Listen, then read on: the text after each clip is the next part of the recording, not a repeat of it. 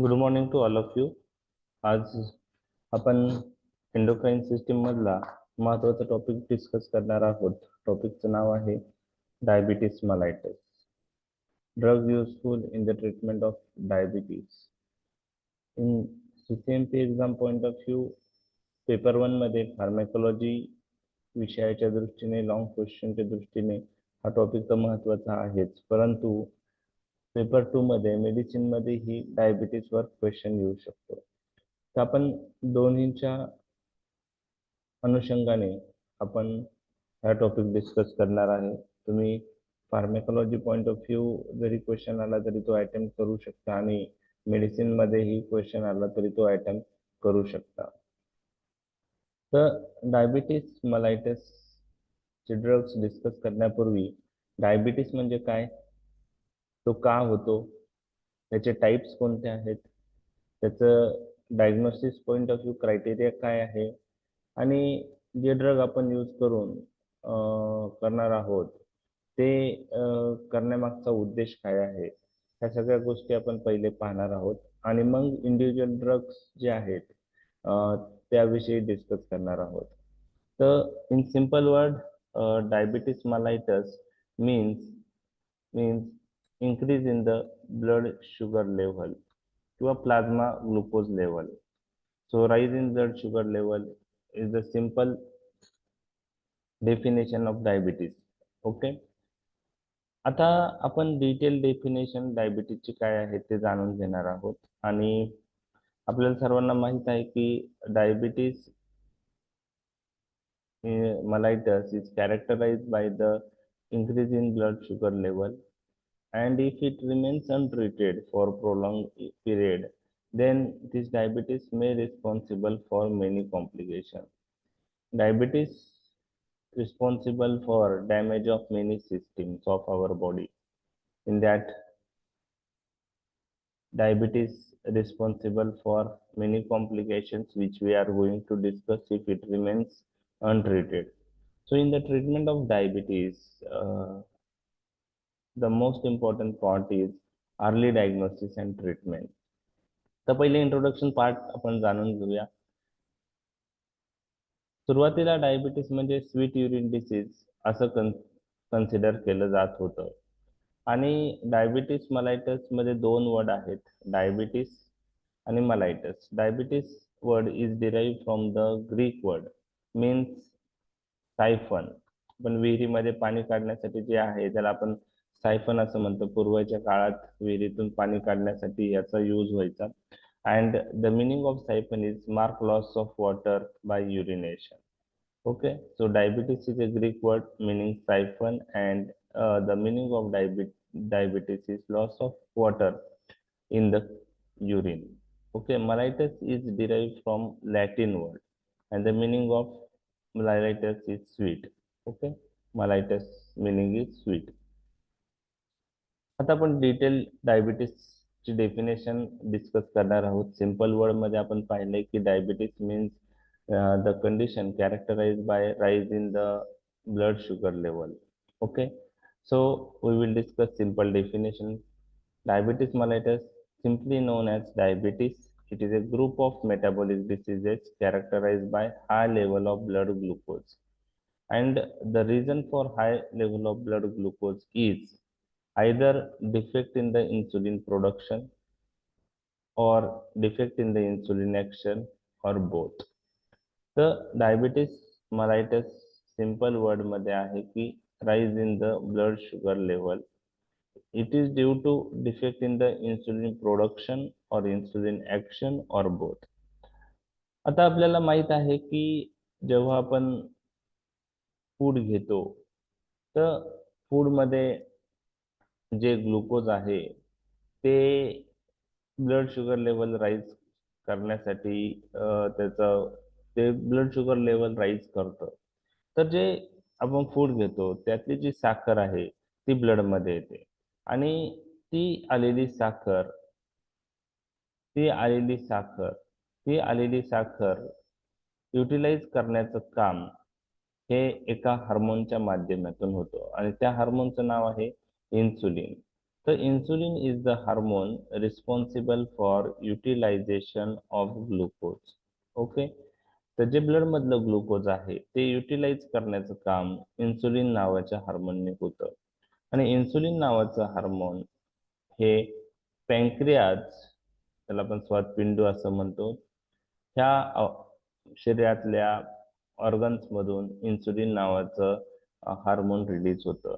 तर इन्सुलिन नावाचं हार्मोन हे पॅन्क्रियाज मध्ये सिंथेसाइज होतं आणि रिलीज होतं. आता अजून डिटेल मध्ये जर बघितलं तर पॅन्क्रियाज मध्ये वेगवेगळ्या सेल असतात. बीटा सेल आहे, अल्फा सेल आहे, ओके, डी सेल आहेत. तर पॅन्क्रियाज मध्ये beta cell of Langerhans responsible for production of insulin and release of insulin. So insulin is synthesized in the beta cell of Langerhans. These cells are present in the pancreas. These beta cells responsible for synthesis and release of insulin. आणि जे insulin release झालेलं आहे, okay, जे insulin release झालेलं असतं ते insulin आपल्या शरीरातली blood glucose utilise करण्याचं काम करतं आणि त्याच्यामुळं ग्लुकोज लेव्हल ही नियंत्रणात येते. तर इन्सुलिन त्याचं कार्य हे इन्सुलिन रिसेप्टरच्या माध्यमातून करतो. इन्सुलिन त्याचं कार्य इन्सुलिन रिसेप्टरच्या माध्यमातून करतो. तर वेगवेगळ्या ऑर्गन्सवर हे इन्सुलिन रिसेप्टर प्रेझेंट आहे आणि 3 महत्वाचे ऑर्गन जिथे इन्सुलिनचे ऍक्शन्स होते ते आहेत liver, adipose tissue and skeletal muscle. तर यावर इन्सुलिन रिसेप्टरच्या माध्यमातून इन्सुलिन ऍक्ट होतो आणि जे ब्लड मधले ग्लुकोज आहे ते पेरिफेरल टिश्यू मध्ये ट्रान्सपोर्ट करून युटिलाइज करण्याचं काम करतो.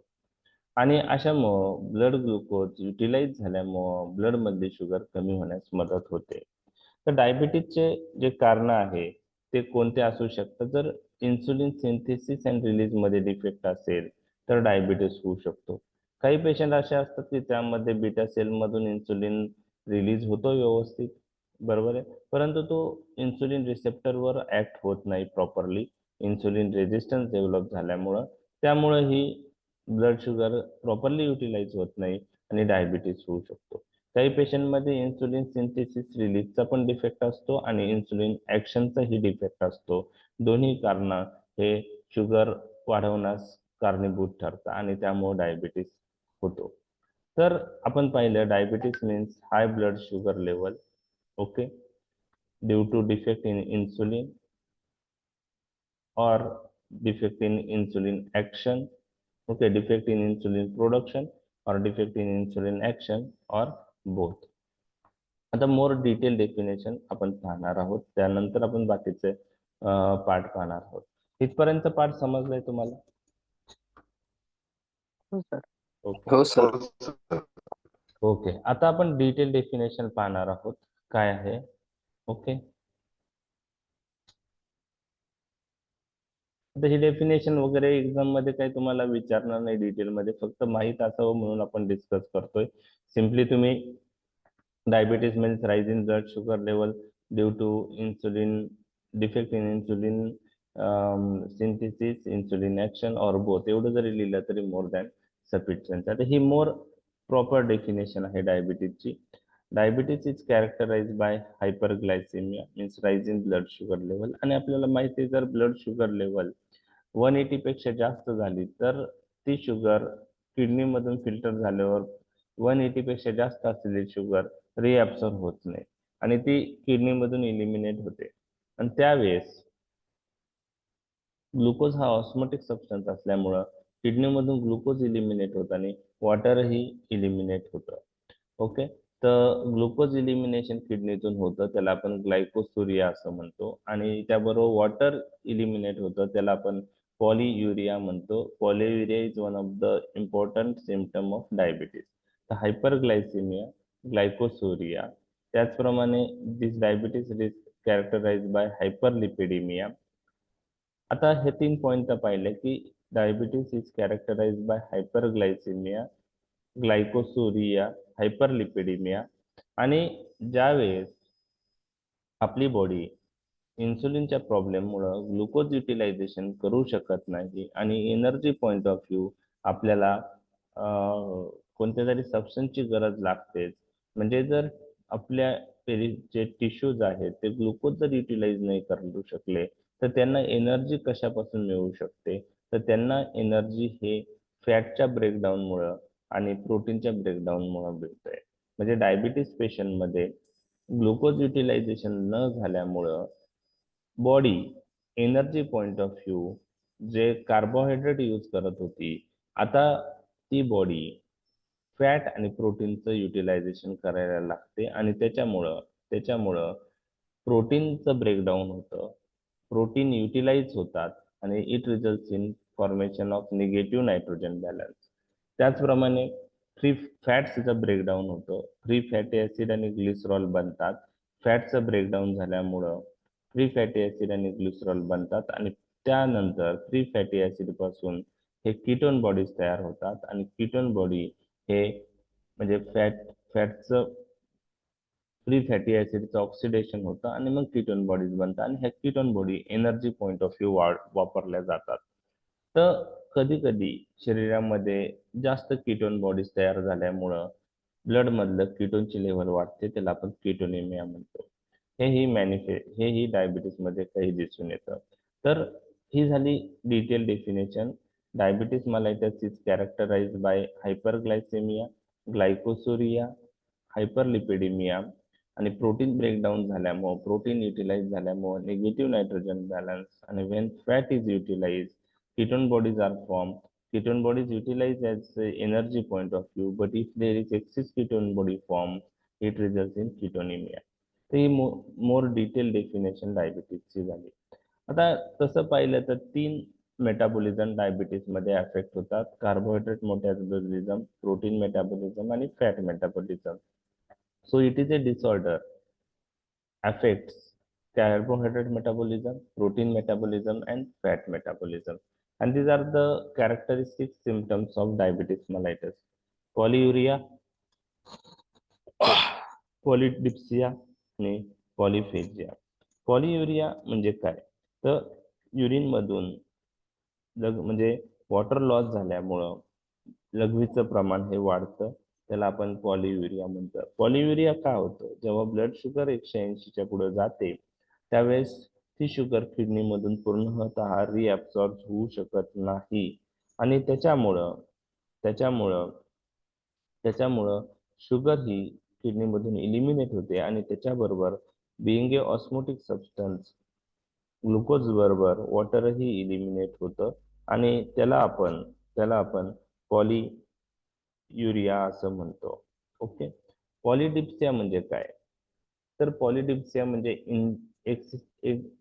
Increase intake of the water. Polydipsia जेव्हा वॉटर लॉस होतं किडनीमधून त्यामुळं पेशंट डिहायड्रेशन मध्ये जाऊ शकतो आणि ते ओव्हरकम करण्यासाठी आपल्या जी बॉडी आहे ती जास्त म्हणजे आपण जास्त तो पेशंट जास्त पाणी पितो आणि त्याला आपण पॉलिडिप्सिया म्हणतो. त्याचप्रमाणे पॉलिफेजिया म्हणजे काय? पॉलिफेजिया म्हणजे increase intake of the food. आता जेव्हा ग्लुकोज युटिलायझेशन होत नाही त्यावेळेस आपल्या ज्या टिश्यू आहेत त्यांना एनर्जी मिळत नाही आणि ते सिग्नल्स आपल्या ब्रेनकडे जातात आणि त्यामुळं पेशंट परत परत जे फूड आहे ते घ्यायचं ट्राय करतो, त्याला पॉलिफेजिया असं म्हणतात. म्हणजे फिलिंग ऑफ एक्स्ट्रीम हंगर असते त्याच्यामध्ये आणि it is also one of the common sign in case of diabetes. आता पॉलिफेजिया, पॉलिडिप्सिया आणि पॉलियुरिया हे 3 कॅरेक्टरिस्टिक सिम्पटम्स आहेत डायबिटीसचे. तर डायबिटीजचे जे टाइप्स आहेत मुख्यतः टाईप 1, टाईप 2, त्यामध्ये हे सिम्पटम मुख्यतः टाईप 1 डायबिटीस मध्ये दिसतात. टाईप 2 डायबिटीस मध्ये हे क्लासिकल सिम्पटम दिसत नाही. त्याच्यामुळे टाईप 2 डायबिटीस पेशंट मध्ये डायबिटीसचं डायग्नोसिस हे मेजॉरिटी केसेस मध्ये हे ऍक्सिडेंटल असतं. ओके. समजा health insurance point of view blood sugar level check केली त्यावेळेस कळलं की डायबिटीस आहे.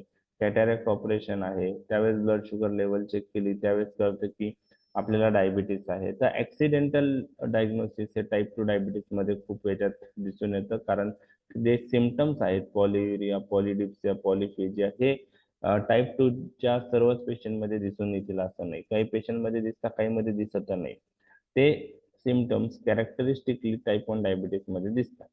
त्यामुळं टाईप 2 डायबिटीसचं डायग्नोसिस हे खूप वेळेस पेशंटला माहित नसतं की डायबिटीस किती वर्षापासून आहे.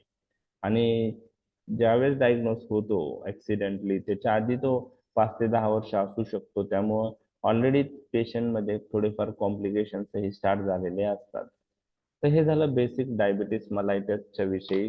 डायबिटीस म्हणजे काय, आता त्याचे टाइप्स आणि त्याचं डायग्नोस्टिक क्रायटेरिया आपण नंतर जाणून घेऊ येणार आहोत. तर इथपर्यंतचा पाठ समजला का? हो सर. Yes sir. ओके. आता आपण टाइप्स ऑफ डायबिटीस पाहणार आहोत. त्यामध्ये मुख्यतः तुम्हाला टाईप 1 डायबिटीस म्हणजे काय आणि टाईप 2 डायबिटीस म्हणजे काय हे माहीत असणं गरजेचं आहे. Type 1 diabetes also known as insulin dependent diabetes mellitus. Type 2 diabetes is also known as non-insulin dependent diabetes mellitus. Okay. तर टाईप 1 ची पॅथोफिजिओलॉजी काय आहे आणि टाईप 2 ची पॅथोफिजिओलॉजी काय आहे ते आपण जाणून घेणार आहे. आणि तुम्हाला जर त्याचं कारण कळलं की टाईप 1 का होतो, टाईप 2 का होतो, त्यानंतर तुम्हाला त्याची ट्रीटमेंट ऑप्शन लक्षात ठेवायला इझी जाईल. तर टाईप 1 डायबिटीस हा मुख्यतः लहान वयात होणारा डायबिटीस आहे. त्यामुळे पूर्वी त्याला ज्युव्हेनाईल ऑनसेट डायबिटीस मलायटस असेही म्हणायचे, परंतु आता काही टाईप 1 च्या केसेस ह्या लेट एज मध्येही दिसतात. ओके. आणि टाईप 2 डायबिटीस हा मुख्यतः 40 नंतर होतो, त्यामुळे त्याला मॅच्युरिटी ऑनसेट डायबिटीस मलायटस असंही नाव होतं. परंतु आता काही टाईप 2 च्या केसेस ह्या यंग एजेस मध्येही दिसून येतात. त्यामुळे हे जुव्हेनाईल ऑनसेट आणि मॅच्युरिटी ऑनसेट डायबिटीस मलायटस हे वर्ड आता काही बुक्स मध्ये मेन्शन केलं आहे की हे वर्ड्स आपण आता यूज करत नाही. आता टाईप 1 डायबिटीज वर कॉन्सन्ट्रेट करूया. Type 1 diabetes is seen due to defect in the pancreas. There is a what happens in type 1 diabetes ते आपण पाहणार आहोत. टाइप 1 डायबिटीस मध्ये there is a absolute deficiency of insulin. Absolute deficiency म्हणजे insulin synthesis आणि release हे absolutely होत नाही. का नाही होत? Due to destruction of the beta cell. Due to destruction of the beta cell, there is absolute deficiency of insulin in type 1 diabetes mellitus. तर आपण पाहिलेलं आहे पॅन्क्रियाज मध्ये बीटा सेल हा ज्या सेल आहेत त्या इन्सुलिन सिंथेसाइज करतात आणि रिलीज करतात. तर बीटा सेल डिस्ट्रॉय झाल्यामुळं इन्सुलिन सिंथेसिस आणि रिलीज होत नाही. There is a absolute deficiency of insulin in type 1 diabetes mellitus. And the reason for this destruction of beta cell, दोन रिझन मी तुमच्याशी डिस्कस करत आहे. एक auto immuno mediated destruction of the beta cell, म्हणजे त्या बीटा सेलच्या विरुद्ध आपलं शरीर अँटीबॉडीज तयार करतं आणि ते अँटीबॉडीज त्या बीटा सेलवर ऍक्ट होता. अँटीजन अँटीबॉडी रिएक्शन होऊन बीटा सेल डिस्ट्रक्शन होतं. त्याला ऑटो इम्युनो मेडिएटेड डायबिटीस मलायटस असं म्हणतो. ओके. त्यानंतर दुसरं आहे की काही वेळेस काही व्हायरल इन्फेक्शनमुळेही there is a destruction of the beta cell and it results in absolute deficiency of insulin. Insulin production is significantly hampered, and to treat type 1 diabetes we required replacement therapy. So drug of choice in type 1 diabetes is insulin. It is called as insulin dependent diabetes mellitus. There is absolute deficiency of insulin. So to treat type 1 diabetes the only option is insulin replacement therapy. Okay. लक्षात आलंय type 1 diabetes का होतो? It is due to destruction of the beta cell, and destruction is due to auto antibody formation or due to viral infection mediated destruction. So insulin synthesis will not occur in pancreas. There is absolute insulin deficiency, and to treat type 1 diabetes we use insulin preparation. लक्षात आलंय type 1 diabetes? हो sir. Okay. आता type 2 diabetes मध्ये दोन प्रकार. Type 2 आता खूप सारे mechanisms, pathophysiology mechanism type 2 diabetes related सांगितले गेलेले आहेत. तर ते आपण नेक्स्ट स्लाइडला पाहणारच आहोत. ऍटलिस्ट दोन इम्पॉर्टंट थिंग्स टाईप 2 डायबिटीसचे तुम्हाला माहित पाहिजे. What happens in type 1 diabetes. Okay. तर टाईप 1 डायबिटीसला आपण पाहिले destruction of the beta cell होता, म्हणून इन्सुलिन डिफिशियन्सी होती. आता टाईप 2 डायबिटीस मध्ये cause may related with pancreas, okay, और cause may related with peripheral organs, okay, that is on which insulin receptor present. Type 2 diabetes का होतो? दोन कारणांमुळे होऊ शकतो. Type 2 diabetes is seen due to relative insulin deficiency. Relative insulin deficiency, or it may be seen if there is a development of insulin resistance. So first we will concentrate on what is relative insulin deficiency. म्हणजे type 2 diabetes मध्ये एक तर relative insulin deficiency असते, किंवा त्या माशांमध्ये insulin production normal असतं, परंतु इन्सुलिन रेजिस्टन्स डेव्हलप झाल्यामुळे इन्सुलिनची ऍक्शन होत नाही. म्हणजे दोन कारण, रिलेटिव्ह इन्सुलिन डिफिशियन्सी किंवा insulin resistance. Relative insulin deficiency म्हणजे काय की टाईप 2 डायबिटीस मध्ये बीटा सेल ह्या फंक्शनिंग असतात, परंतु 100% नसतात. There is no 100% function of the beta cell. तर टाईप 2 डायबिटीस मध्ये बीटा सेल फंक्शनिंग असतात, परंतु 100% नसतात. त्यामुळं एखाद्या वेळेस आपण जेव्हा फूड, म्हणजे ज्यावेळेस आपण फूड घेतो टाईप 2 डायबिटीसच्या पेशंट मध्ये, ज्यावेळेस ते फूड घेतात, फूड घेतल्यानंतर ब्लड शुगर लेवल वाढते. ती युटिलाइज करण्यासाठी जेवढं इन्सुलिन रिलीज झालं पाहिजे तेवढं पॅन्क्रियातल्या बीटा सेल पासून इन्सुलिन रिलीज होत नाही. कमी इन्सुलिन रिलीज होतं. त्याला आपण रिलेटिव्ह इन्सुलिन डिफिशियन्सी म्हणतो. म्हणजे इन्सुलिन सिंथेसिस आहे तिथं, इन्सुलिन सिंथेसिस होतंय, रिलीज पण होतंय, पण जेवढं लागतं तेवढं इन्सुलिन सिंथेसिस आणि रिलीज होत नाही. त्यामुळं शुगर प्रॉपरली युटिलाइज होऊ शकत नाही. म्हणजे त्याला आपण रिलेटिव्ह इन्सुलिन डिफिशियन्सी असं म्हणतो. ज्या प्रमाणात इन्सुलिन पाहिजे तेवढं इन्सुलिन बीटा सेल प्रोड्यूस करत नाही, आणि त्यामुळं ग्लुकोज प्रॉपरली युटिलाइज होत नाही आणि डायबिटीस होतो. त्याला आपण रिलेटिव्ह इन्सुलिन डिफिशियन्सी म्हणतो. म्हणजे याच्यात इन्सुलिन सिंथेसिस होती, इन्सुलिन रिलीज होतं, परंतु जेवढं पाहिजे तेवढं होत नाही. त्याला आपण रिलेटिव्ह इन्सुलिन डिफिशियन्सी म्हणतो. हे एक कारण आहे. आणि दुसरं कारण असं आहे की काही पेशंट असे असतं की इन्सुलिन सिंथेसिस ओके आहे, इन्सुलिन रिलीज ओके आहे, परंतु that insulin is not able to act on insulin receptor due to development of resistance. Obesity is one of the risk factor for development of insulin resistance. So, जे OBCs patient आहेत त्यांच्यात insulin resistance होण्याचे chances जास्त असतात, आणि त्यामुळं त्यांना type 2 diabetes होऊ शकतो. Okay. This is known as the reason we can say this diabetes in this case is due to insulin resistance. So insulin is synthesized normally, released in the circulation in normal amount, but that insulin is not able to act on insulin receptor due to development of resistance. त्याला आपण diabetes due to defect in the insulin action म्हणू शकतो. तर insulin resistance हे another cause आहे. अशा patient मध्ये इन्सुलिनची level पहा, ती नॉर्मल असेल, इव्हन जास्त पण असू शकते, परंतु ते इन्सुलिन कार्य करू शकत नाही, कारण रिसेप्टर मध्ये प्रॉब्लेम आहे, आणि त्यामुळे ग्लुकोज युटिलाइज होऊ शकत नाही, आणि त्यामुळे डायबिटीस होतो. तर दिस इज अनदर रिझन. हे दोन कारण लक्षात आले का तुमच्या टाईप 2 डायबिटीसच्या? हो सर. हो सर. आता याला ट्रीट करायचं असेल तर दोन मुख्य ग्रुप आपण कोणते यूज करू शकतो. टाईप 2 डायबिटीस मध्ये जवळजवळ 10 प्रकारचे ग्रुप्स आहेत ट्रीटमेंट ऑप्शन मध्ये. तर यामध्ये रिलेटिव्ह इन्सुलिन डिफिशियन्सी असेल तर अशा पेशंटला आपण असे ड्रग यूज करायचे जे पॅन्क्रियास मधलं बीटा सेल मधून इन्सुलिनचं रिलीज वाढवतील. त्याला आपण इन्सुलिन सिक्रिशन एन्हान्सर असं म्हणतो किंवा इन्सुलिन सिक्रिटोगॉग्स असं म्हणतो. ज्या पेशंटला इन्सुलिन रेजिस्टन्स असेल त्यांना असे ड्रग जे यूज करायचे की ते इन्सुलिन रेजिस्टन्स ओव्हरकम करतील, म्हणजे असे ड्रग जे इन्सुलिन रिसेप्टरची सेन्सिटिव्हिटी वाढवतील. हे दोन ग्रुप मुख्यतः महत्वाचे आहेत टाईप 2 डायबिटीजच्या मॅनेजमेंटमध्ये. काही मिसलेनियस ग्रुप पण अवेलेबल आहेत, ते पण आपण पाहणार आहे.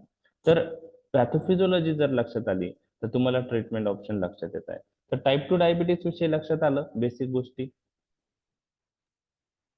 आणि यामध्ये याला आपण नॉन इन्सुलिन डिपेंडंट डायबिटीस असं म्हणतात, म्हणजे ह्या पेशंटला इन्सुलिनचीच गरज नसते, बाकी ड्रग्स पण अवेलेबल आहे त्यांनीही कंट्रोल होऊ शकतं. समजा हे बाकीचे सगळे ड्रग्स नसले इफेक्टिव्ह मग शेवटी इन्सुलिन देऊ शकतो, परंतु टाईप 2 डायबिटीस आपण इन्सुलिन सोडून बाकीच्या ड्रगनेही ट्रीट करू शकतो, त्यामुळे त्याला non insulin dependent diabetes mellitus असंही म्हणतात. लक्षात आलं तुमच्या टाईप 1 टाईप 2? हो सर. ओके, आता आपण बाकीचे काही टाइप्स डिस्कस करूया. बाकीचे टाइप्स नाही लक्षात राहिले exam point of view, it's okay. फक्त तुम्हाला माहित पाहिजे की बाकीचे काही टाइप्स आहेत डायबिटीजचे, त्यामध्ये त्याला आपण काही बुक्स मध्ये टाईप 3 टाईप 4 डायबिटीस असं म्हणतो. टाईप 3 डायबिटीस हा सेकंडरी डायबिटीस mellitus असतो, म्हणजे कोणत्या तरी दुसऱ्या आजारामुळे ब्लड शुगर लेवल वाढते किंवा काही पेशंट मध्ये काही ड्रग्स यूज केल्यामुळे ब्लड शुगर वाढते, त्याला आपण टाईप 3 डायबिटीस किंवा सेकंडरी डायबिटीस mellitus असं म्हणतो. म्हणजे एक तर काही डिसीज मुळे शुगर वाढते किंवा काही ड्रग्ज मुळे शुगर वाढते, तर तो डिसीज किंवा ते ड्रग्स म्हणजे ते डिसीज आपल्याला ट्रीट करणं गरजेचं आहे किंवा ते ड्रग्ज मुळे वाढतो ते ड्रग स्टॉप करणं गरजेचं असतं. तर कोणकोणते दुसरे आजार आहेत त्यामध्ये डायबिटीस किंवा ब्लड शुगरला वाढ डायबिटीस होतो किंवा ब्लड शुगर वाढते? Cushing syndrome, acromegaly.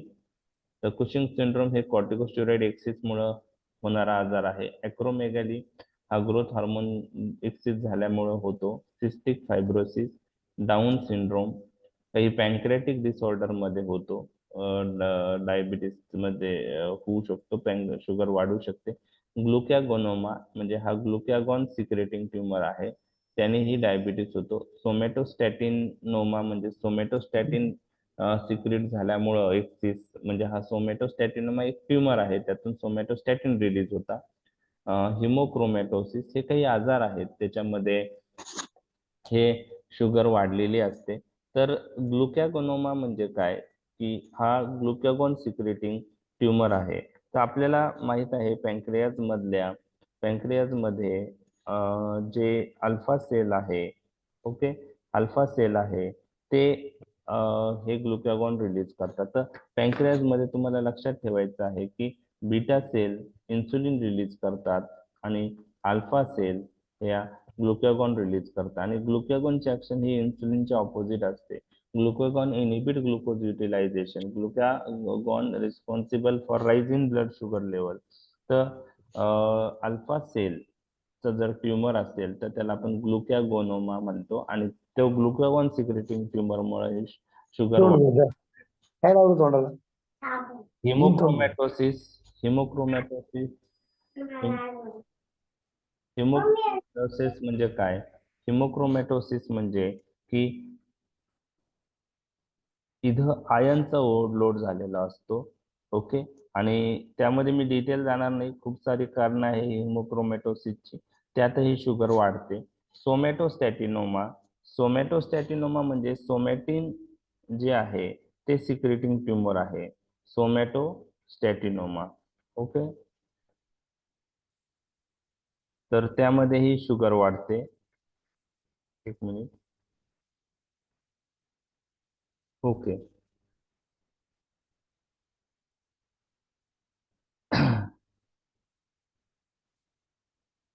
तर हे काही कारण आहेत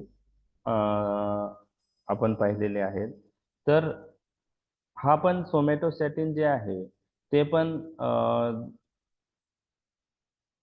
जे आहे ते पॅन्क्रियामधून रिलीज होतो आणि त्याचं जर लेवल वाढली तर ही ब्लड शुगर लेवल वाढवण्यास मदत करतं. आता काही ड्रग्ज आहेत त्याच्यामुळे ब्लड शुगर लेवल वाढू शकते. त्यामध्ये कॉर्टिकोस्टेरॉइड्स आहेत, मुख्यतः ओरल कॉन्ट्रासेप्टिव्ह पिल्स आहे, डायुरेटिक्स आहे. ते हायर डोसला यूज केले तेही ब्लड शुगर लेवल वाढू शकतात. तर या प्रकारच्या डायबिटीसला आपण सेकंडरी डायबिटीस म्हणतो. तो एक काही डिसीजमुळे होतो किंवा ड्रग्जमुळे होतो. आणि चौथा जो डायबिटीस आहे तो जेस्टेशनल डायबिटीस मलायटस आहे. ओके, जेस्टेशनल डायबिटीस मलायटस हा कशामुळे होतो की प्रेग्नन्सीमध्ये जे हार्मोनल चेंजेस होतात त्या हार्मोनल चेंजेसमध्ये मुळे हे ब्लड शुगर लेवल वाढते. त्याला आपण जेस्टेशनल डायबिटीस मलायटस असं म्हणतो. प्रेग्नन्सीमध्ये होणारा डायबिटीस फर्स्ट ट्रायमिस्टर मध्ये ब्लड शुगर लेवल तशी त्या पेशंटमध्ये नॉर्मल असते, परंतु सेकंड ट्रायमिस्टर मध्ये जेव्हा 24 to 28 वीक्स ऑफ जेस्टेशन मध्ये जे आपण ब्लड शुगर लेवल करतो, जेस्टेशनल डायबिटीस मलायटस आहे किंवा नाही ते पाहण्यासाठी, तर ती शुगर जर जास्त असेल तर त्याला आपण जेस्टेशनल डायबिटीस मलायटस असं म्हणतो. म्हणजे प्रेग्नन्सीमध्ये दोन प्रकारचं टाईपचे डायबिटीस असू शकतात. एक प्रेग्नन्सीमुळे होणारा म्हणजे जेस्टेशनल डायबिटीस मलायटस, बरोबर आहे. तो कसा डायग्नोज करायचा, तर फर्स्ट ट्रायमिस्टर मध्ये जर ब्लड शुगर लेवल केली तर ती नॉर्मल येते, परंतु 24 to 28 वीक्स ऑफ जेस्टेशन मध्ये आपण जर शुगर चेक केली तर ती जास्त असते, बरोबर आहे. म्हणजे सेकंड ट्रायमिस्टर नंतर शुगर वाढण्यास चालू होतं. त्याला जेस्टेशनल डायबिटीस मलायटस म्हणतात. काही पेशंट असे असतात की त्यांना पहिल्यापासून डायबिटीस असतो, माहित नसतं आणि ते प्रेग्नंट होतात. तर त्यावेळेस फर्स्ट ट्रायमिस्टरला शुगर केली तर ती जास्त येते. त्याला ओव्हर डायबिटीस असं म्हणतात. तर जेस्टेशनल डायबिटीस मलायटस आणि ओव्हर डायबिटीस हे वेगवेगळे आहेत आणि प्रेग्नन्सी रिलेटेड कसं आपण डायग्नोज करायला पाहिजे ते आपण पाहिलेलं आहे. ओके, तर आपण हे टाइप्स ऑफ डायबिटीस पाहिले. तुम्हाला लाडा माहित आहे का, हा टाइप डायबिटीसचा, latent autoimmune diabetes of adult. Okay. Yes. 30 years diabetes. तर हा latent autoimmune diabetes of adult हा मी तुम्हाला सांगितले की ओल्ड एज मध्ये म्हणजे सॉरी आफ्टर 40 इयर्स जो डायबिटीस होतो हा कोणता असतो, टाईप 1 का टाईप 2? टाइप 2. टाईप 2. पण काही पेशंटला 30 वर्षानंतर जो टाईप ऑफ डायबिटीस होतो तो जर ऑटोइम्युन इन नेचर असेल म्हणजे टाईप 1 सारखा असेल, ओके, टाईप 1 सारखा असेल due to autoimmune destruction of beta cell, त्याला आपण लाडा म्हणतो, latent autoimmune diabetes of adult. म्हणजे तो जनरली लहान मुलांमध्ये होतो, परंतु जर ऑटोइम्युनो टाईपचा डायबिटीस ऍडल्ट मध्ये झाला तर त्याला आपण लाडा म्हणतो, latent autoimmune diabetes of adult. म्हणजे याला इन्सुलिनचीही गरज पडते ट्रीटमेंटसाठी. इनिशियली ओरल हायपोग्लायसेमिक वर रिस्पॉन्स येतो, परंतु काही दिवसच राहतो, नंतर इन्सुलिनच यूज करावं लागतात. ओके, तर लाडा म्हणजे latent autoimmune diabetes of adult. So it is a variant of type 1 diabetes develops in 30s. Correct, लक्षात आलं. Auto antibodies are present in many cases with गार्ड antibody is the most common. आता हे auto antibodies काय आहे मी तुमच्याशी discuss नंतर करतो डायग्नोसिसच्या वेळेस. कोणत्या आहे ऑटो अँटीबॉडीज आपण diagnosis point of view use करतो डायबिटीस मध्ये, ते आपण नंतर पाहणार आहोत. तर यामध्ये टाईप 1 डायबिटीसचा हा एक व्हेरियंट आहे, तो फक्त कधी डायग्नोस होतो, आफ्टर 30 डायग्नोस होतो. आणि त्या पेशंटमध्ये ब्लड शुगर राईज झालेली असते. का झालेली असते? Due to formation of auto antibodies again the beta cell. आणि त्यामध्ये प्रामुख्याने गार्ड ॲटी अँटीबॉडी GAD, गार्ड ॲटी अँटीबॉडीज ह्या दिसून येतात, बरोबर आहे. त्याला ग्लुटॅमिक ऍसिड डिकार्बोक्झिलेज असं म्हणतात. गार्डला ग्लुटॅमिक ऍसिड डिकार्बोक्झिलेज ही ही ही मोस्ट कॉमन अँटीबॉडी त्या पेशंट मध्ये दिसून येते टाईप 1 डायबिटीज किंवा लाडामध्ये, गार्ड ग्लुटॅमिक ऍसिड डिकार्बोक्झिलेज. ओके, तर हा एक डायबिटीजचा एक व्हेरियंट आहे. Okay, initially responsive oral agent but later we required insulin therapy. Okay, आता हा पण एक टाईप आहे डायबिटीजचा, ऐकलंय तुम्ही?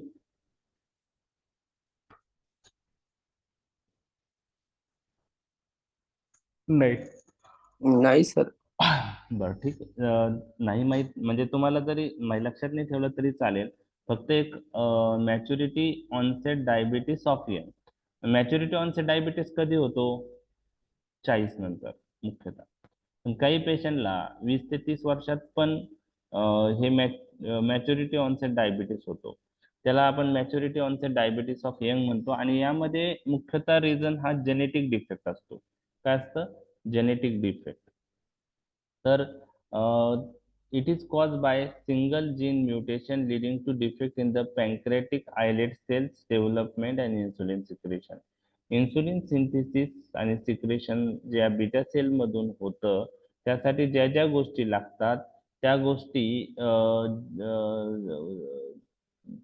ज्या आहेत त्यांची सिंथेसिस त्यांच्या जीन्सवर डिपेंड असते.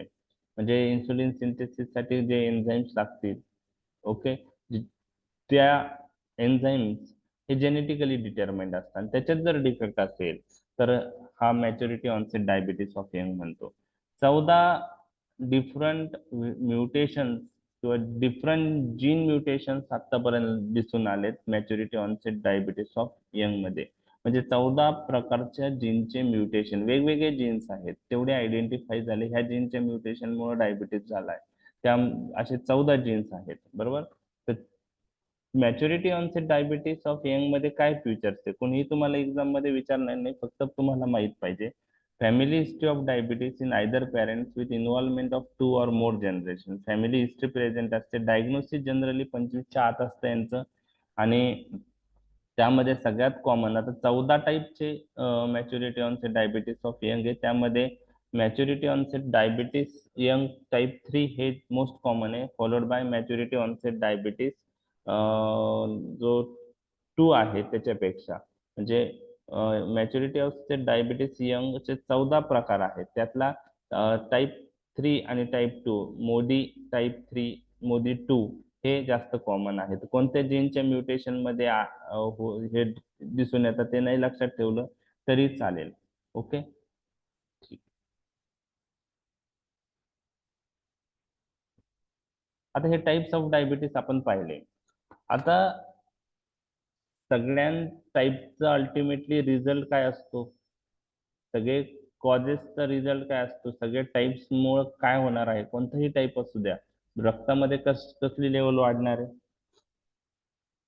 ग्लुकोजची. ग्लुकोजची लेवल वाढणार आहे. समजा आता डायबिटीस, आता ग्लुकोज आपण वाढली आणि तो ट्रीटच केला नाही तर काय कॉम्प्लिकेशन्स होऊ शकतात? डायबिटिक नेफ्रोपॅथी, न्यूरोपॅथी, ओके, मास्ट्रो. ओके. तर एक लक्षात घ्या, ज्यावेळेस शुगर वाढते काही लोकांना सिमटम्स येतात, पॉलियुरिया, पॉलिफेजिया, पॉलिडिप्सिया. काहींना सिमटम्स येत नाही आणि त्यामुळे पेशंट यांना विलिंग नसतो ट्रीटमेंटला, कारण त्याला वाटतं मला काही त्रास होत नाही. परंतु जर शुगर ही कंटिन्युअस हाय राहिली शरीरामध्ये तर ती एक्सिस जो शुगर आहे ती व्हेरियस टिश्यू मध्ये डिपॉझिट होऊ शकते, बरोबर आहे. लक्षात आलं? तर त्यामुळं त्यामुळं म्हणजे एक तर ती शुगर स्वतः डिपॉझिट होऊ शकते किंवा ओके, ग्लुकोजचा एक रिड्युसिंग प्रोडक्ट आहे सॉर्बिटॉल, तो त्या टिश्यू मध्ये डिपॉझिट होतो. म्हणजे त्या टिश्यू मधले जे प्रोटीन्स आहेत त्या प्रोटीन्सला ते ग्लुकोज बाइंड होतं आणि ग्लायकोसायलेशन होतं. ओके. आणि त्यामुळं larger quantity of sugar he tissue deposit होते. काही ग्लुकोजचं कन्व्हर्जन रिड्युसिंग प्रॉडक्ट जो आहे सॉर्बिटॉल त्यात होतं. तो सॉर्बिटॉल डिपॉझिट होतो व्हेरियस टिश्यू मध्ये आणि त्याच्यामुळे कॉम्प्लिकेशन्स होतात. कोणते कॉम्प्लिकेशन्स होऊ शकतात डायबिटीस मध्ये? तर डायबिटीस मधले कॉम्प्लिकेशन हे 2 प्रकारचे असतात, एक अॅक्यूट कॉम्प्लिकेशन्स आणि दुसरं क्रोनिक कॉम्प्लिकेशन. तर अॅक्यूट कॉम्प्लिकेशन्स कोणते आहे डायबिटीसचे ते आपण पाहणार आहोत. एक डायबेटिक किटो ऍसिडोसिस, डीके म्हणतो, आणि दुसरा आहे नॉन किटोटिक हायपरऑस्मोलर कोमा. तर हे अॅक्यूट कॉम्प्लिकेशन्स ऑफ डायबिटीस आहे, डीके, डायबेटिक किटो ऍसिडोसिस. आणि दुसरा कोणता आहे? Non ketotic hyperosmolar coma. Non ketotic hyperosmolar coma. Non ketotic hyperosmolar coma. Diabetic keto acidosis हे टाईप 1 डायबिटीस मध्ये जास्त कॉमन आहे आणि नॉन किटोटिक हायपरऑस्मोलर कोमा हे टाईप 2 डायबिटीस मध्ये जास्त कॉम्प्लिकेशन कॉमन आहे. त्यात काय होतं ते कसं ट्रीट करतात ते आपण नंतर पाहणार आहोत.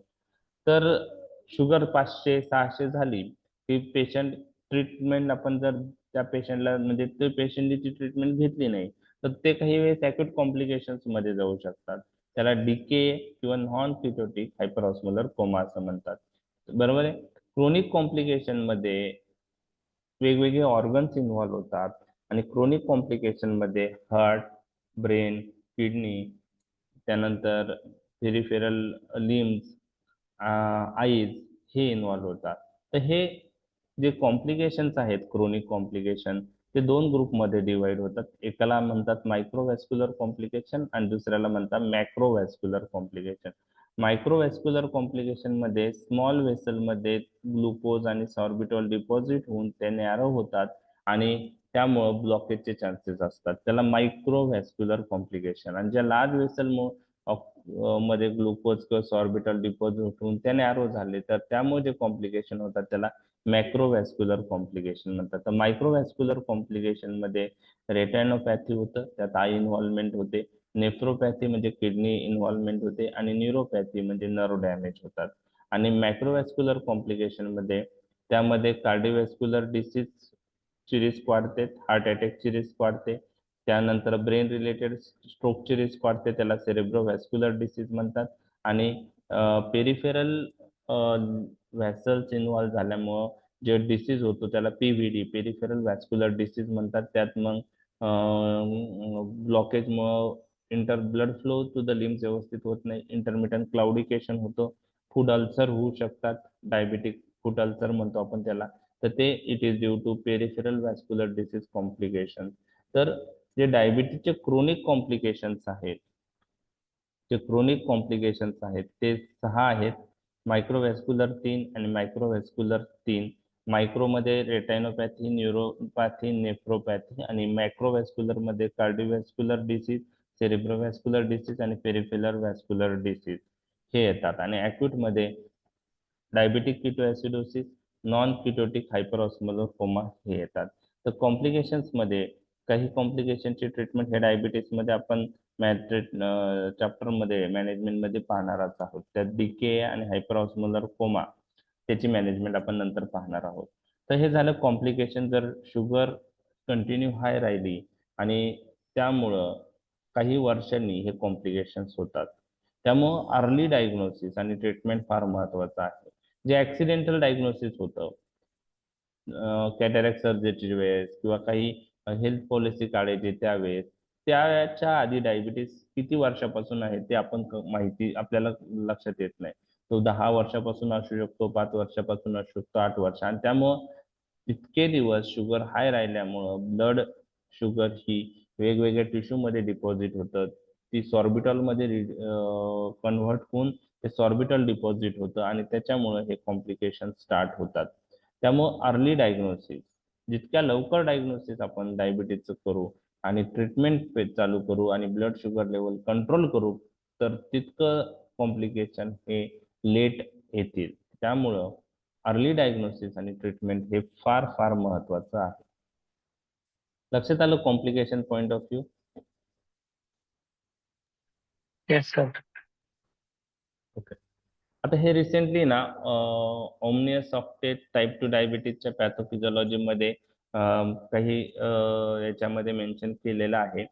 तर ते आपण नंतर पाहणारच आहोत. वेगवेगळ्या कॉजेस टाईप 2 डायबिटीज का होतो. तर एक मिनिट.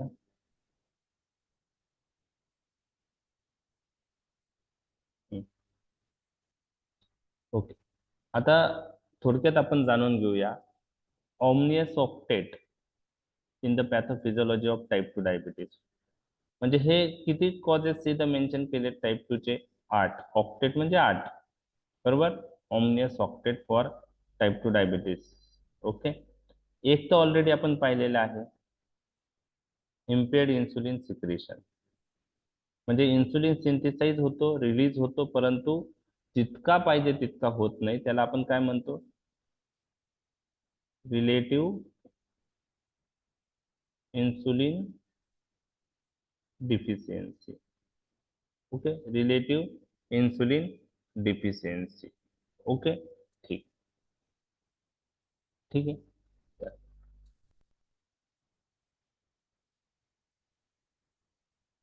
ओके, त्याचप्रमाणे बाकी काही कॉजेस मी तुमच्याशी डिस्कस करतो. आपण पाहिले इन्सुलिन रेजिस्टन्स असल्यावर ग्लुकोज युटिलायझेशन होईल का प्रॉपरली?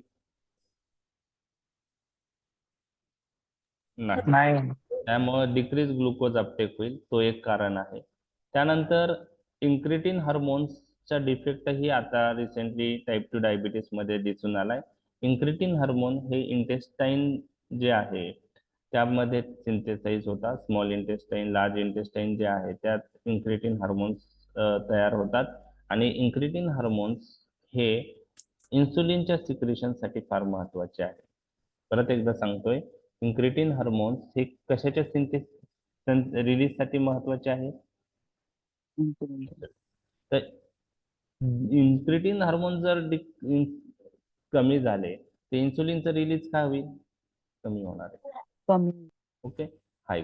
त्याचप्रमाणे एक लक्षात ठेवा की काही पेशंट मध्ये असंही दिसून आलं की ग्लुकागॉन सिक्रेशन अल्फा सेल मधून वाढतं. म्हणजे पॅन्क्रियाज मध्ये दोन सेल्स आहेत, दोन टाईप बी, म्हणजे दोन टाईपचे सेल आपण पाहिल्यात. बाकी सेल्स पण आहेत, बीटा सेल्स आणि alpha cell. Beta cell insulin secretion करतं, अल्फा सेल ग्लुकागॉन सिक्रेशन करतं. तर डायबिटीस मध्ये इन्सुलिनचं सिक्रेशन कमी झालेलं असतं आणि ग्लुकागॉनचं सिक्रेशन काही पेशंट मध्ये वाढलेलं पण असतं. बरोबर आहे? Increase glucagon secretion. बरोबर आहे? तर तीन आपण कॉजेस ऑलरेडी डिस्कस केले तिथं. Insulin secretion impaired, glucagon secretion is increase, decrease incretin effect, decrease incretin effect. त्यानंतर डायबिटीस मध्ये इन्क्रीज लायपोलायसिस होतं. लायपोलायसिस म्हणजे काय? Breakdown of lipid.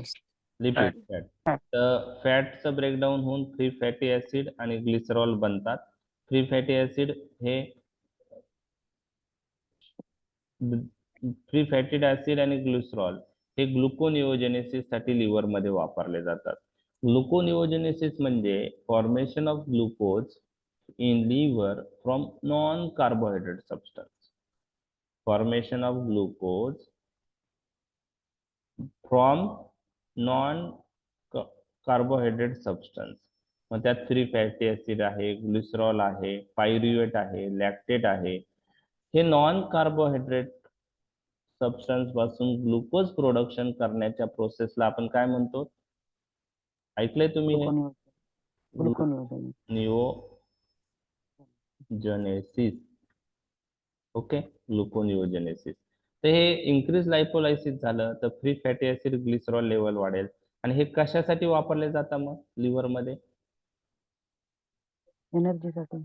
Glucose production साठी, formation of glucose. Okay, free fatty acid आणि glycerol हे ग्लुकोज प्रोड्यूस करतात liver मध्ये. ओके, ठीक आहे. नंतर ग्लुकोज अपटेक लिव्हर मध्ये व्हेरियस टिश्यू मध्ये कमी झाला तरी पण शुगर ही वाढते. म्हणजे ग्लुकोज युटिलाइज नाही झालं तर शुगर वाढणार आहे. ओके, आता रिसेंटली आता असं पण दिसून आले की किडनी मधून ग्लुकोज काय होतं? रिॲब्सॉर्ब होतं. काय होतं? रिॲब्सॉर्ब. ओके, किडनी मधून, एक मिनिट, रिॲब्सॉर्ब होतं किडनी मधून. कितीपर्यंत रिॲब्सॉर्ब होतं? 180. 180. Very good. 180 पर्यंत. 180 मिलीग्राम ब्लड शुगर पर्यंत किडनी मधून जेवढं 180 मिलीग्राम पर्यंत फिल्टर झालेलं रिॲब्सॉर्ब होतं. 180च्या पुढे गेलं तर युरिन मध्ये येणार. युरिन मध्ये येणार. आता काही डायबिटीजच्या पेशंट मध्ये रिसेंटली काय दिसून आलेलं आहे की किडनी मधून जे ग्लुकोज फिल्टर झालेलं आहे तर ग्लुकोज जे फिल्टर होतं ते कशात येतं? प्रॉक्सिमल कॉन्व्होल्युटेड ट्युब्युल मध्ये. डायबिटीस मध्ये हे पीसीटी आपण डिस्कस केले, आठवतंय तुम्हाला? पीसीटी म्हणजे प्रॉक्सिमल कॉन्व्होल्युटेड ट्युब्युल. आठवतं तुम्हाला पीसीटी वर्ड? हो सर. तर ह्यामध्ये आलेलं जी ग्लुकोज फिल्टर होती ग्लोमेरुलर फिल्ट्रेशनने. ग्लोमेरुलर फिल्ट्रेशनने जी ग्लुकोज फिल्टर होती ती कशात येणार आहे? पीसीटी मध्ये. पीसीटी मधून ती शुगर रिअब्सॉर्ब होऊन कशात येते परत 180 पर्यंत, 180 पर्यंत कशात येते ब्लड मध्ये. म्हणजे किडनी मधून शुगर काय होते रिअब्सॉर्ब होते ब्लड मध्ये येते. लक्षात आलं? लक्षात आलं? पण 180च्या पुढे दिली गेली शुगर तर रिअब्सॉर्ब होईल का? 180 पेक्षा जास्त शुगर झाली, नाही हो. 180 त्यांना आता शुगर 250 आहे बरोबर, मग ती ती शुगर रिअब्सॉर्ब होईल का? नाही, ती किडनीमध्ये बरोबर इलिमिनेट होते. आता काय झालेलं आहे एक लक्षात घ्या की ज्या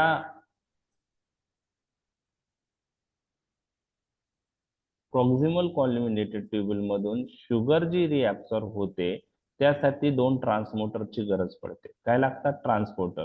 इकडून शुगर घेऊन ब्लड मध्ये पाठवायची बरोबर आहे. त्यासाठी काय लागणार आहे? व्हेकल लागणार आहे. त्याला आपण म्हणतो सोडियम, म्हणजे त्या व्हेकलचं नाव आहे ओके, त्या व्हेकलचं नाव आहे सोडियम ग्लुकोज को ट्रान्सपोर्टर. काय म्हणतात त्याला? सोडियम ग्लुकोज को ट्रान्सपोर्टर. तर त्यामध्ये दोन प्रकारचे को ट्रान्सपोर्टर आहेत. एक सोडियम ग्लुकोज को ट्रान्सपोर्ट 1 ओके, सोडियम ग्लुकोज को ट्रान्सपोर्ट 1 आणि सोडियम ग्लुकोज को ट्रान्सपोर्ट 2. तर दोन प्रकारचे ट्रान्सपोर्टर इथं आहेत. कोणकोणते सांगितले मी तुम्हाला? सोडियम ग्लुकोज को ट्रान्सपोर्ट 1 त्याला HGLT1 म्हणतात, त्याला HGLT1 म्हणतात. आणि अजून एक प्रकारचा ट्रान्सपोर्ट आहे तो त्याला सोडियम ग्लुकोज को ट्रान्सपोर्ट 2 म्हणतात, त्याला HGLT2 म्हणतात ओके. एस म्हणजे सोडियम, GL म्हणजे ग्लुकोज, T म्हणजे ट्रान्सपोर्टर. शॉर्ट फॉर्म काय झाला मग? HGLT1 आणि HGLT2. तर HGLT1 10% ग्लुकोजचं रिअब्सॉर्प्शन करतं, HGLT2 90% ग्लुकोजचं रिअब्सॉर्प्शन करतो. म्हणजे ग्लुकोज रिअब्सॉर्प्शन चांगलं कशाने होतं? HGLT1 ने होतं का 2 ने? 2 ने होतं. आता काही डायबिटीज पेशंट मध्ये हे जे को ट्रान्सपोर्टरचा डिफेक्ट दिसून आलेला आहे आणि काही डायबिटीज पेशंट मध्ये हे HGLT को ट्रान्सपोर्टर आहे त्याच्या डिफेक्ट मुळे ग्लुकोजचं रिअब्सॉर्प्शन वाढलेलं आहे. काय वाढलेलं आहे? ग्लुकोजचं रिअब्सॉर्प्शन वाढलेलं आहे. ग्लुकोजचं रिअब्सॉर्प्शन वाढल्यामुळं ग्लुकोजचं किडनी मधून इलिमिनेशन जे होतं 180 पेक्षा जास्त झाल्यावर ते होईल का? नाही होणार. नाही होणार. ग्लुकोज रिअब्सॉर्प्शन जास्त होत आहे काही डायबिटीस पेशंट मध्ये असं दिसून आले पॅथोफिजिओलॉजी मध्ये रिसेंटली बरोबर आहे. आणि हे कशामुळे आलं? HGLT को ट्रान्सपोर्टरचं जे फंक्शन आहे ते वाढलंय, ओव्हर फंक्शनिंग ऑफ HGLT2, आणि त्यामुळे ग्लुकोज हा किडनीत म्हणजे फिल्टर झालेला ग्लुकोज हे जास्त रिअब्सॉर्ब व्हायला लागला आणि त्याच्यामुळं ब्लड शुगर लेवल वाढते. मग आता हे ट्रीट करण्यासाठी आपल्याला कशाची गरज पडते? HGLT2 इनिबिटर द्यावा लागेल. HGLT2 इनिबिटर द्यावा लागेल. तुम्ही ऐकलेत हे नावं काही त्याचे? हो सर. कॅनाग्लिफ्लोझिन, डॅपाग्लिफ्लोझिन, ते आपण नंतर पाहणारच आहे. म्हणजे एक पॅथोफिजिओलॉजी मध्ये एक लक्षात आलंय की आता रिसेंटली की किडनी मधून ग्लुकोज रिअब्सॉर्प्शन वाढल्यामुळे ही शुगर वाढते बरोबर आहे. आणि त्यासाठी ज्या ट्रान्सपोर्टर थ्रू शुगर रिअब्सॉर्ब होते तो इनिबिट करणं गरजेचं आहे. त्याचप्रमाणे ब्रेन मधले जे न्यूरोट्रान्समीटर आहे त्याचं डिसफंक्शन झाल्यामुळे ही शुगर वाढते, ते एक कारण आहे ओके. त्यानंतर न्यूरोमस्क्युलर डिसफंक्शन आणि ब्रोमोक्रिप्टिन नावाचा जो ड्रग आहे तो ते ब्रेनवर ऍक्ट होऊन शुगर कंट्रोल करतो. तर neurotransmitter dysfunction is one of the cause of hyperglycemia. Increased hepatic glucose production is another cause of hyperglycemia. Glucose liver मध्ये जास्त प्रमाणात तयार झाल्यामुळे ही शुगर वाढते आणि तेवढं इन्सुलिन रिलीज होत नाही. हे ऑक्टेट काही याच्यात डायबिटीस रिलेटेड ज्या CMAs होतात त्यात हे एक मेन्शन केलेलं होतं काही CMA मध्ये. तर ते तुम्हाला माहिती असावं म्हणून मी हे डिस्कस केलं. कोणीही तुम्हाला विचारणार नाही.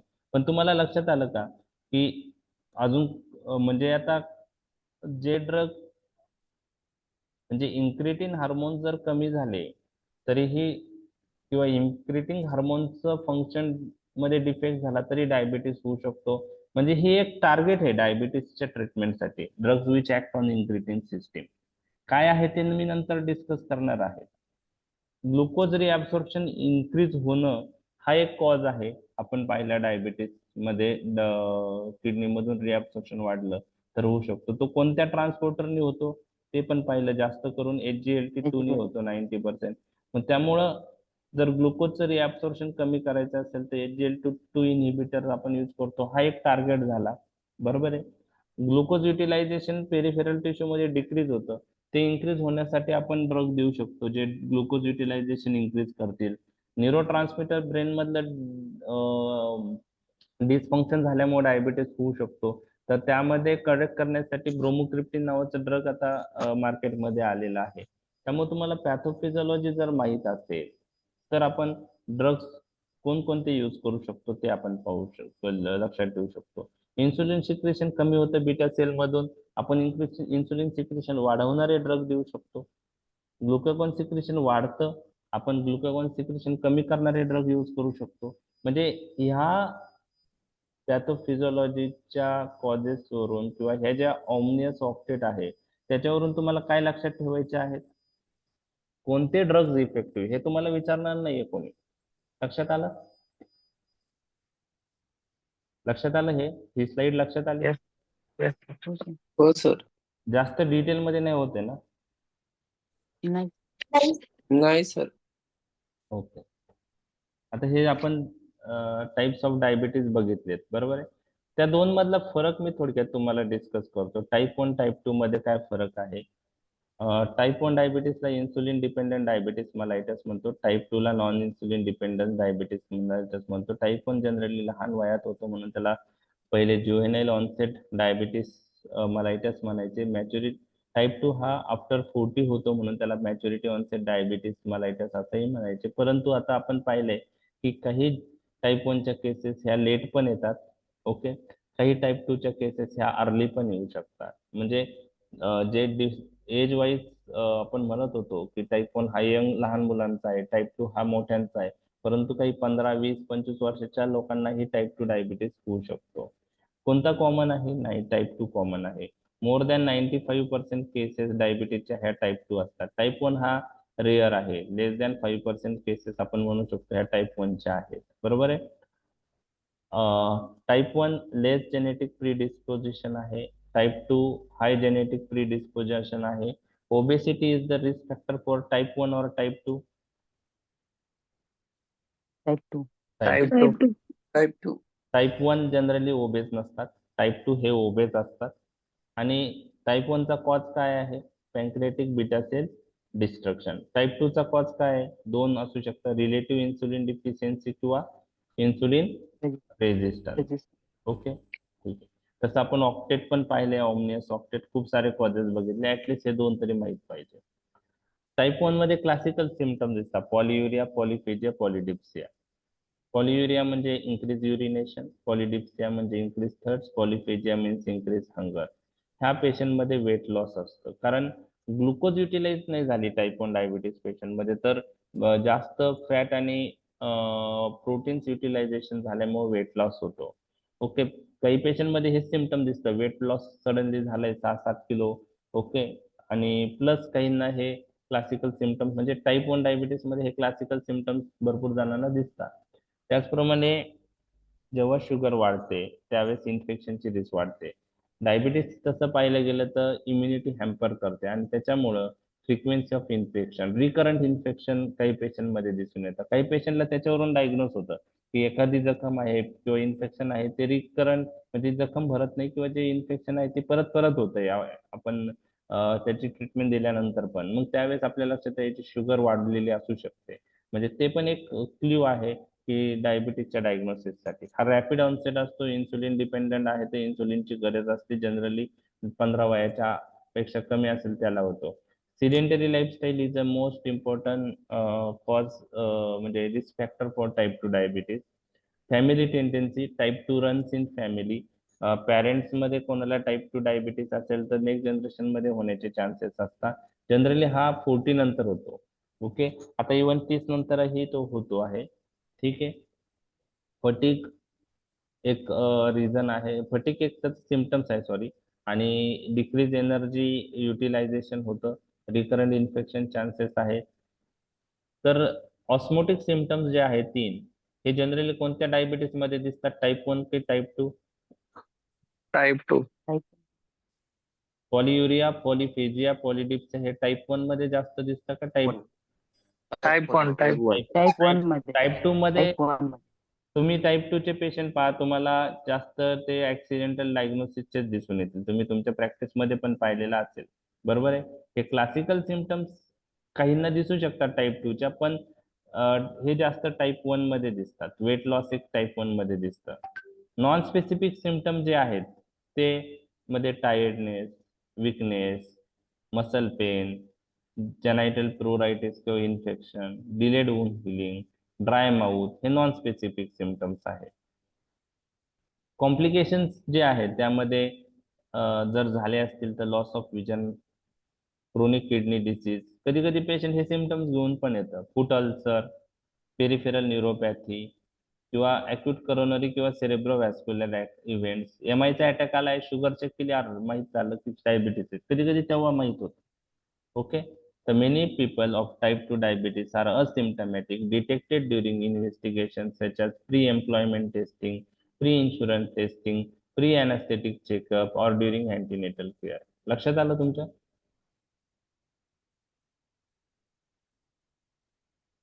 Yes, sir. आता डायग्नोसिस साठी काय करता आपण?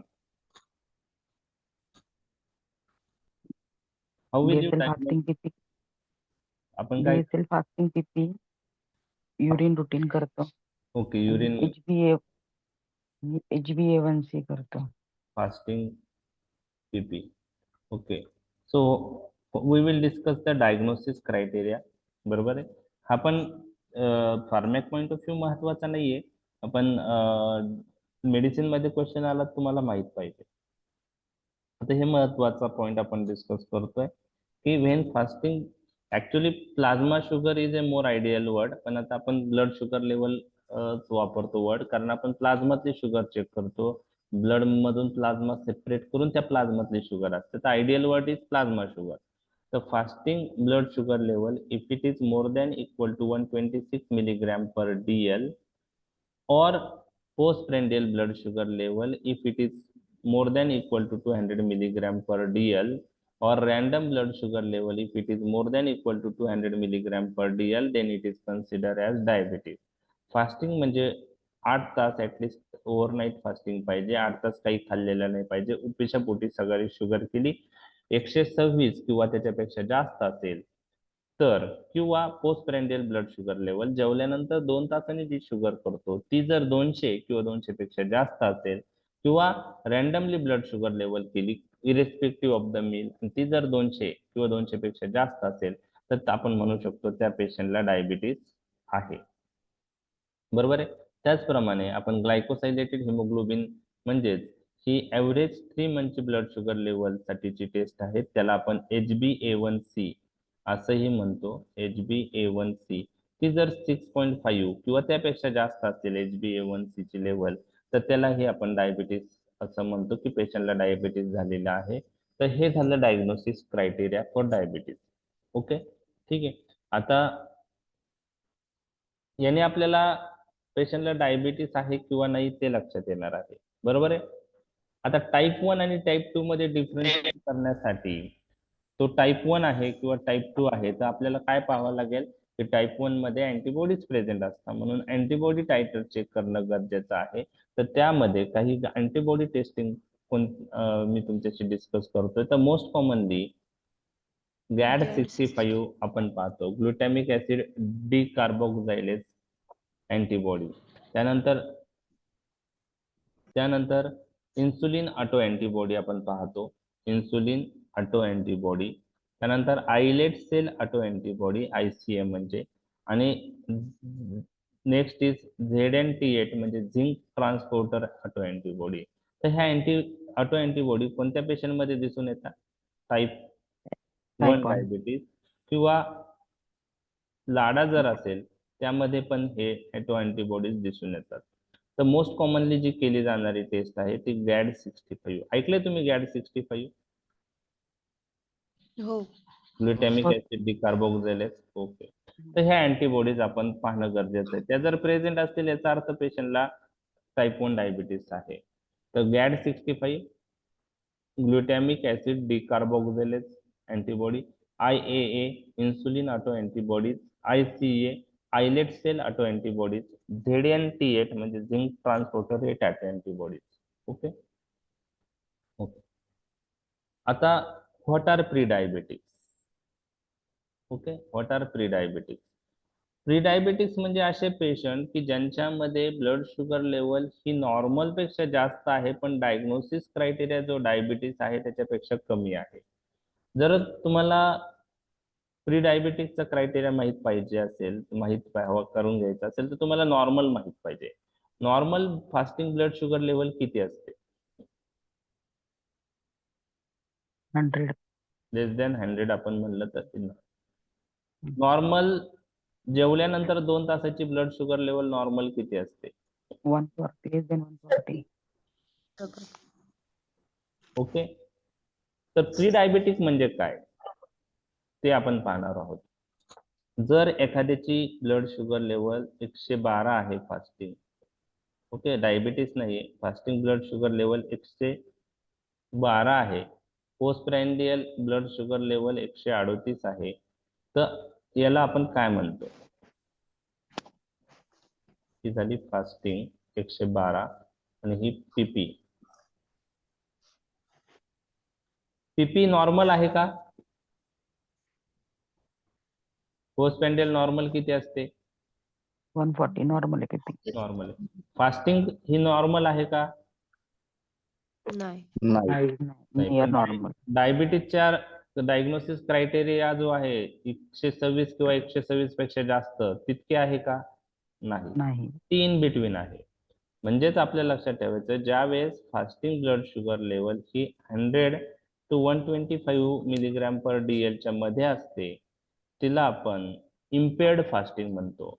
इम्पेअर्ड फास्टिंग म्हणजे ती नॉर्मल पेक्षा जास्त आहे पण डायग्नोसिस क्रायटेरिया पेक्षा कमी आहे, त्याला आपण काय म्हणतो? इम्पेअर्ड fasting. Okay, इम्पेअर्ड fasting. Okay, इम्पेअर्ड fasting. आता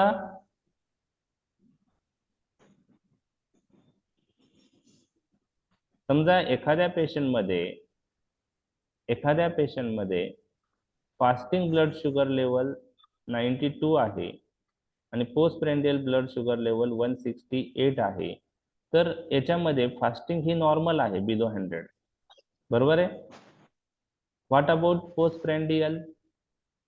ही 140 पेक्षा जास्त आहे, नॉर्मल पेक्षा जास्त आहे, पण जो डायग्नोस्टिस क्रायटेरिया आहे पोस्टप्रँडियल ब्लड शुगर लेवलचा 200 मिलीग्रॅम किंवा त्याच्यापेक्षा जास्त, त्याच्यापेक्षा 168 काय कमी आहे.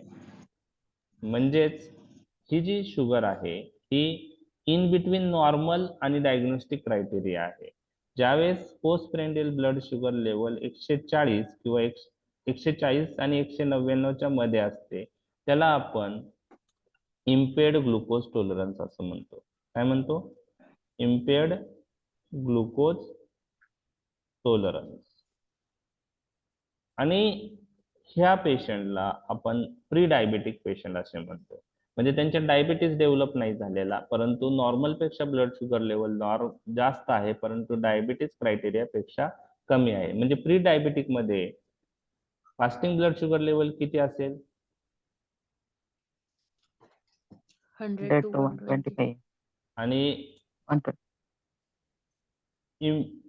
पोस्टप्रँडियल ब्लड शुगर लेवल किती असू शकते?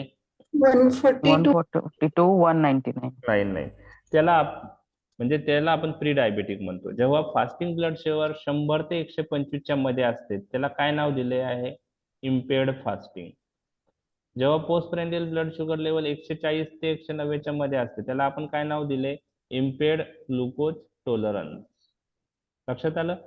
हे नावं दिलेले आहे. इम्पेअर्ड फास्टिंग म्हणजे कोणी विचारलं की what is the meaning of इम्पेअर्ड fasting, तुमचा आन्सर काय असेल?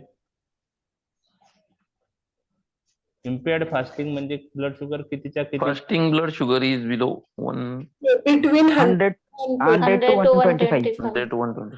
100 to 125 असेल ते म्हणजे इम्पेअर्ड फास्टिंग म्हणजे नॉर्मल पेक्षा फास्टिंग ब्लड शुगर लेवल जास्त आहे पण डायबिटीसच्या डायग्नोसिस क्रायटेरिया पेक्षा कमी आहे, त्याला इम्पेअर्ड फास्टिंग असं म्हणतो. बरोबर. इम्पेअर्ड फास्टिंग म्हणजे फास्टिंग ब्लड शुगर लेवल ही ॲबनॉर्मल आहे पण डायबिटीस पेक्षा कमी आहे क्रायटेरिया पेक्षा 100 to 120. आणि इम्पेअर्ड ग्लुकोज टॉलरन्स यामध्ये आपण आता माहिती आहे जेवल्यानंतर 2 तासांनी शुगर करतो. जनरली आपण ऍडवाइस करतो जेव्हा 2 तासांनी करा. आयडियली आपण जी ग्लुकोज टॉलरन्स टेस्ट आहे ती करायला पाहिजे. त्यात 75 ग्रॅम ग्लुकोज आपण देतो आणि 2 तासांनी शुगर मोजतो. तर इम्पेअर्ड ग्लुकोज टॉलरन्स म्हणजे काय की शुगर जेवल्यानंतर किंवा ते 75 ग्रॅम ग्लुकोज घेतल्यानंतर 2 तासांनी केलेली शुगर ही नॉर्मल पेक्षा जास्त आहे. Normal post prandial blood sugar level पेक्षा जास्त आहे म्हणजे 140 पेक्षा जास्त असते, परंतु डायग्नोसिस क्रायटेरिया डायबिटीज जो आहे त्याच्यापेक्षा कमी असते. पोस्ट प्रेंडियल ब्लड शुगर लेवलचा डायग्नोस्टिक क्रायटेरिया 200 किंवा 200 पेक्षा जास्त असेल त्याला आपण म्हणतो डायबिटीज. तर त्यामुळं इम्पेअर्ड ग्लुकोज टॉलरन्स म्हणजे post prandial blood sugar level जर 140 ते 199 मध्ये असेल त्याला इम्पेअर्ड ग्लुकोज टॉलरन्स म्हणतात. तर प्री डायबिटिक्स मध्ये दोन प्रकारच्या म्हणजे प्री डायबिटिक्स मध्ये काय काय असू शकतो? इम्पेअर्ड फास्टिंग असेल, पोस्ट प्रेंडियल नॉर्मल असू शकतो. इम्पेअर्ड ग्लुकोज टॉलरन्स असेल, फास्टिंग नॉर्मल असू शकते किंवा त्या पेशंटमध्ये इम्पेअर्ड फास्टिंग असू शकते आणि इम्पेअर्ड ग्लुकोज टॉलरन्सही असू शकतो. या सगळ्या पेशंटला आपण प्री डायबिटिक असं म्हणतो. लक्षात आलं? तर प्री डायबिटिक्स म्हणजे काय ते लक्षात आलं? हो सर. इम्पेअर्ड फास्टिंग म्हणजे लक्षात आलं? इम्पेअर्ड Yes, sir.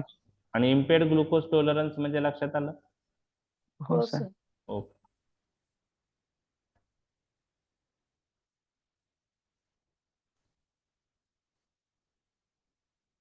ओके. आता हे पहा, नॉर्मल फास्टिंग किती आहे? 100 पेक्षा कमी. डायग्नोसिस साठी काय मोर दॅन इक्वल टू 126. आणि प्री डायबिटिक्स मध्ये इम्पेअर्ड फास्टिंग ग्लुकोज म्हणजे काय? 100 to 100 to 125. 120.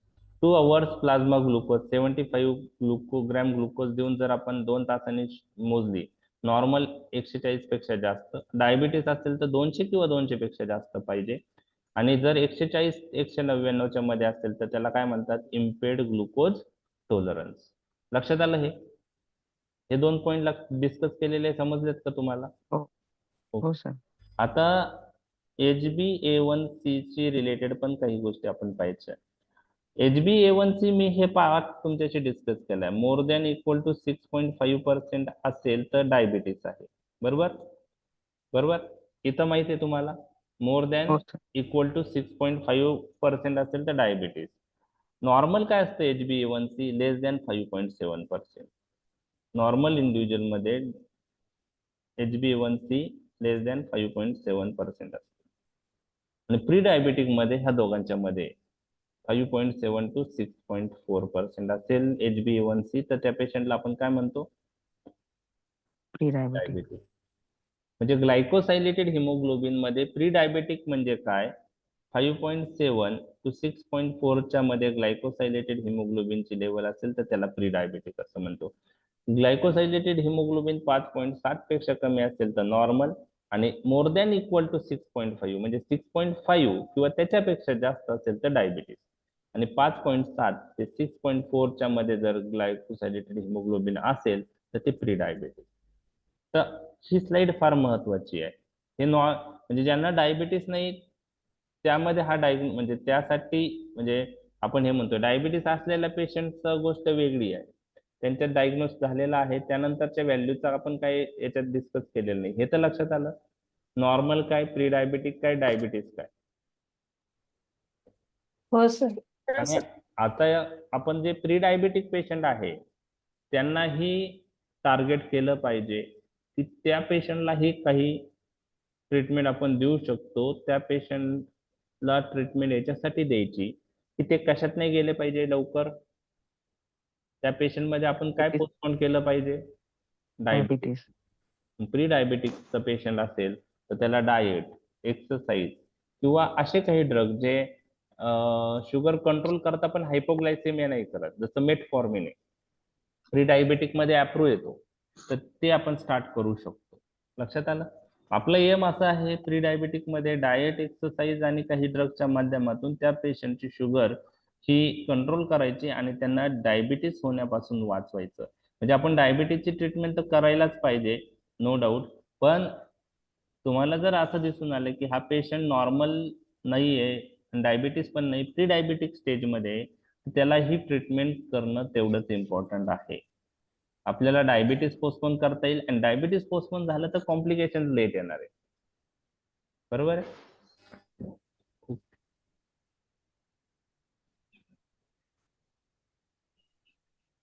आता 5 पद्धतीने आपण ही ट्रीटमेंट पाहणार आहोत. 5 मॅनेजमेंटमध्ये 5 स्टेजेस फार महत्वाचे आहे डायबिटीसमध्ये.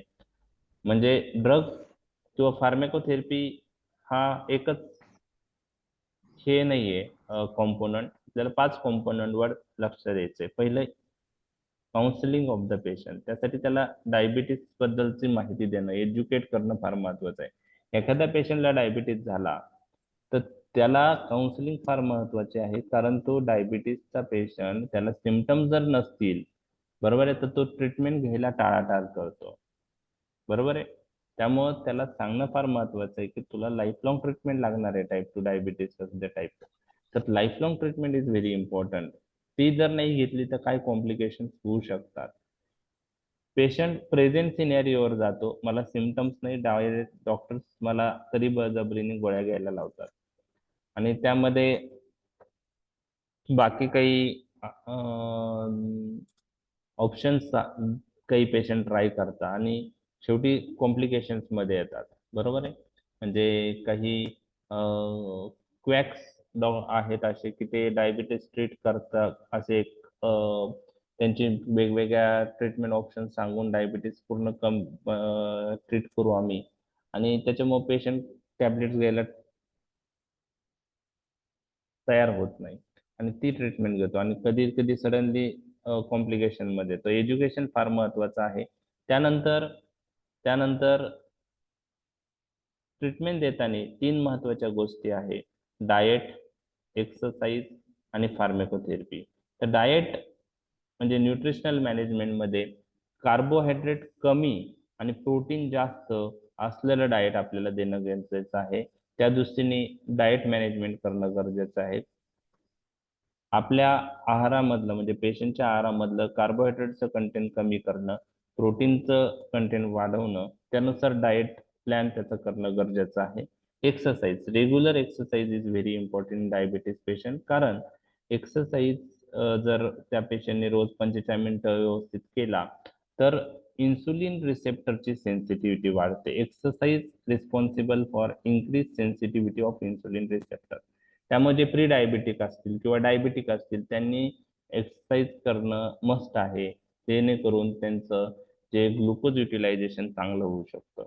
आणि त्यानंतर फार्मॅकोथेरपीमध्ये वेगवेगळे ड्रग आपण पाहणार आहोत. त्यापैकी कोणते ड्रग त्या पेशंटला यूज करायला पाहिजे ते तुम्ही सिलेक्ट करून ते चालू केले पाहिजे. आणि last important is monitoring, regular monitoring. Initially every month तुम्हाला शुगर चेक करणं गरजेचं आहे. एकदा कंट्रोल झाल्यानंतर ड्रग, डाएट आणि एक्सरसाइज जर पेशंट व्यवस्थित घेतलं आणि शुगर कंट्रोल झाली तर एव्हरी 3 मंथली तुम्हाला मॉनिटरिंग करणं गरजेचं आहे. त्याचबरोबर ग्लायकोसायलेटेड हिमोग्लोबिन पाहणं ही गरजेचं आहे. आणि कालांतराने काही वर्षांनी जर कॉम्प्लिकेशन्स आले तर कॉम्प्लिकेशन फाइंड आउट करण्यासाठी रेग्युलरली आय एक्झामिनेशन किंवा बाकी काही एक्झामिनेशन आहेत ते मॉनिटरिंग त्याचं करणं गरजेचं आहे. तर हे 5 कॉम्पोनंट डायबिटीजच्या मॅनेजमेंटमध्ये महत्वाचे आहेत. ओके, ते आपण वन बाय वन आता म्हणजे आपण आता कॉन्सन्ट्रेशन ड्रग्जवर देणार आहोत. नेक्स्ट लेक्चरला फार्मॅकोथेरपीवर. कोणते ड्रग डायबिटीस मध्ये यूज करतात टाईप 1 डायबिटीसला आणि टाईप 2 डायबिटीसला. तर ते आपण उद्याच्या लेक्चरला पाहूया. आता जवळजवळ 9 वाजलेले आहे. ठीक आहे, समजलाय बेसिक गोष्टी आज आपण डिस्कस केल्यात. समजलाय टॉपिक? हो सर. हो सर. ओके.